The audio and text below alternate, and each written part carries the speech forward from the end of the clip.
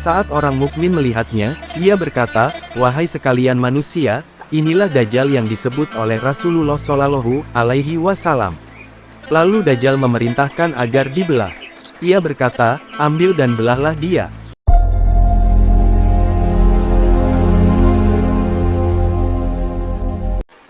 Hadits tentang Dajjal bertemu dengan seorang mukmin. Nabi Shallallahu Alaihi Wasallam bersabda, يخرج الدجال فيتوجه قبله رجل من المؤمنين فتلقاه المسالح مسالح الدجال فيقولون له أين تعمد فيقول أعمد إلى هذا الذي خرج قال فيقولون له أو ما تؤمن بربنا فيقول ما بربنا خفاء فيقولون اقتلوه فيقول بعضهم لبعض أليس قد نهاكم ربكم أن تقتلوا أحدا دونه قال فينطلقون به إلى الدجال فإذا رآه المؤمن قال يا أيها الناس هذا الدجال الذي ذكر رسول الله صلى الله عليه وسلم قال فيأمر الدجال به فيشبح فيقول خذوه وشجوه فيوسع ظهره وبطنه ضربا قال فيقول أو ما تؤمن بي قال فيقول أنت المسيح الكذاب قال فيؤمر به فيؤشر بالمئشار من مفرقه حتى يفرق بين رجليه قال ثم يمشي الدجال بين القطعتين ثم يقول له قم فيستوي قائما قال ثم يقول له أتؤمن بي فيقول ما ازددت فيك إلى بصيرة قال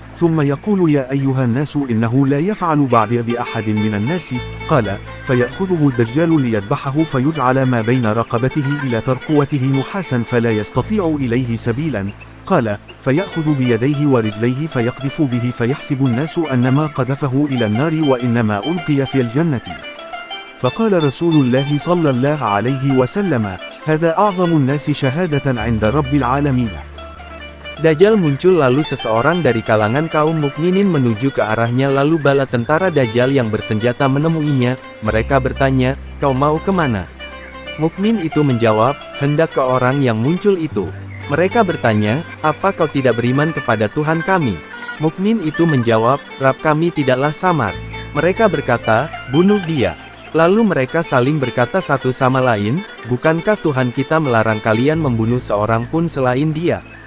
Mereka membawanya menuju Dajjal. Punggung dan perutnya dipenuhi pukulan lalu Dajjal bertanya, "Apa kau tidak beriman padaku?" Mukmin itu menjawab, "Kau adalah Al-Masih pendusta." Lalu Dajjal memerintahkannya digergaji dari ujung kepala hingga pertengahan antara kedua kaki.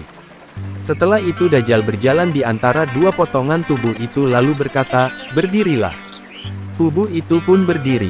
Selanjutnya Dajjal bertanya padanya, "Apa kau beriman padaku?" Ia menjawab, "Aku semakin mengetahuimu." Setelah itu Dajjal berkata, "Wahai sekalian manusia, sesungguhnya tidak ada seorang pun yang dilakukan seperti ini setelahku." Lalu Dajjal mengambilnya untuk disembelih, kemudian antara leher dan tulang selangkanya diberi perak, tapi Dajjal tidak mampu membunuhnya.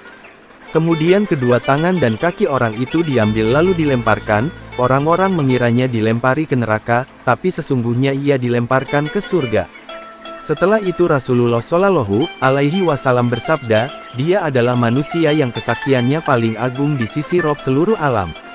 Hadits riwayat Muslim. Tolonglah agama Allah itu dengan mengklik bagikan. Gimana tanggapan Anda tentang kisah ini? Oh ya, jangan lupa subscribe dan ketuk loncengnya, agar bisa mengikuti kisah-kisah update terbaru. Mudah-mudahan dengan izin Allah bisa menghidupkan hati yang mati dan menumbuh suburkan semangat untuk ibadah. Amin ya Allah.